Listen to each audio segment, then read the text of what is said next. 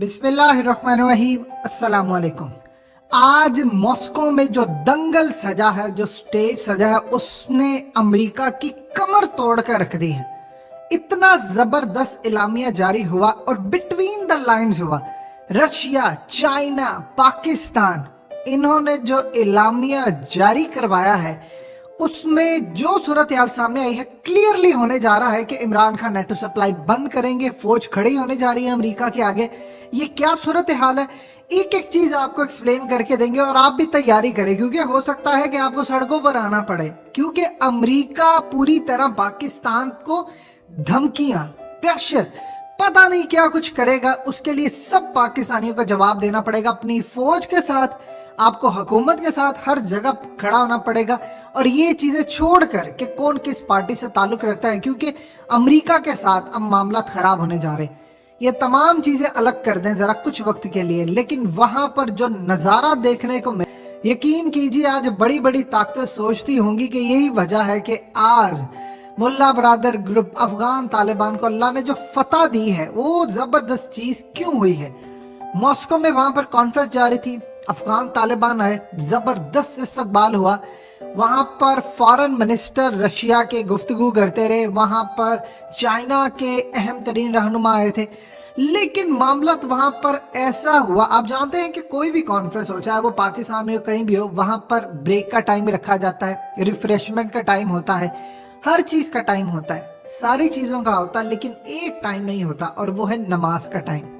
अब वहां पर सूरत हाल ये पैदा आती है कि नमाज का जब वक्त आता है इस पूरे डेलीगेशन के लिए, तो ये सब कुछ छोड़ छाड़ कर चले जाते हैं अफगान तालिबान के लोग और जाकर नमाज अदा करते हैं और कतन परवाह नहीं करते कि चाहे कोई रशिया का फॉरेन मिनिस्टर गुफ्तगू कर रहा है या चाइना के लोग कर रहे हैं या ज़ल्मे खलीलजाद बैठा है, दुनिया की सुपर पावर बैठी है, उनको कतन इस चीज से कोई परेशानी नहीं है। वो घास भी नहीं डालते किसी को, उनको कतन इस चीज से कोई लेना देना ही नहीं है कि यहाँ पर खड़ा कौन है, यहाँ पर बैठा कौन है। बैठे होंगे तुम सब, हमारा तो ताल्लुक अपने रब के साथ है और जिसके लिए हमने सब काम किया और जिसने हमें फतह भी दी, क्योंकि उसका वादा है कि तुम अल्लाह की राह में एक जमात जो हक पर होगी वो लड़ती रहेगी, तो अल्लाह उनको इज्जत देगा, अल्लाह उनको फतह भी देगा। अल्लाह ने मोमिनीन के लिए यही तो चीजें सारी रखी हैं। अब यहाँ पर सूरत हाल होती है कि दुनिया भर के डेलीगेशन, मीडिया, सब कुछ आए होते हैं और वो ये नहीं सोचते कि हमने टखनों से ऊपर अपनी शलवारें रखी हैं, दुनिया क्या सोचेगी कि ये क्या करने जा रहे हैं, या बीच में सारा कुछ छोड़कर चले गए। वो उठे और अपने अल्लाह को राजी करने के लिए चले गए और उन्होंने जाकर नमाज अदा की। और आपकी स्क्रीन पर ये चल रही है चीज, देखिए आम रूटीन में नमाज आप लोग भी पढ़ते हैं, बहुत सारे लोग पढ़ते हैं नमाज। नमाज एक जबरदस्त चीज है। आम लोग नमाज जो पढ़ते हैं वो है एक्सरसाइज। आपने नमाज पढ़ी, बस ठीक है, आपने एक्सरसाइज की, ऊपर नीचे जा।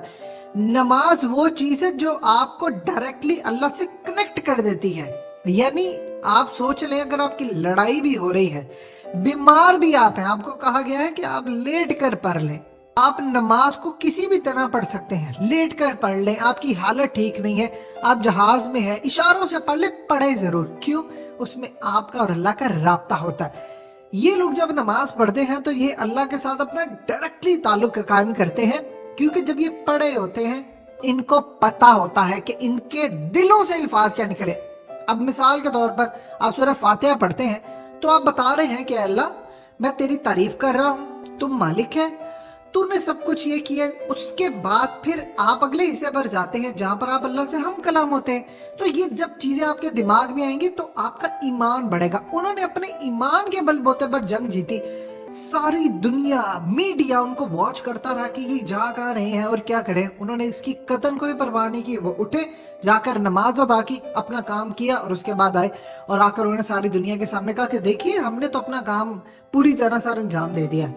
अमेरिका अब गलती करेगा तो अमेरिका भुगतेगा। अब ये तमाम सूरत हाल में दुनिया ने देखा कि वहां पर मामला क्या। आप जरा इस तस्वीर को देखिए, ज़ल्मे खलीलजाद को, यानी उसके साथ बैठे हुए उस शख्स के साथ जिसने कयादत की और पूरी की पूरी पॉलिटिकल और मिलिट्री लीडरशिप की धज्जियां उड़ा दी 48 ममालिक की, मुल्ला बरादर।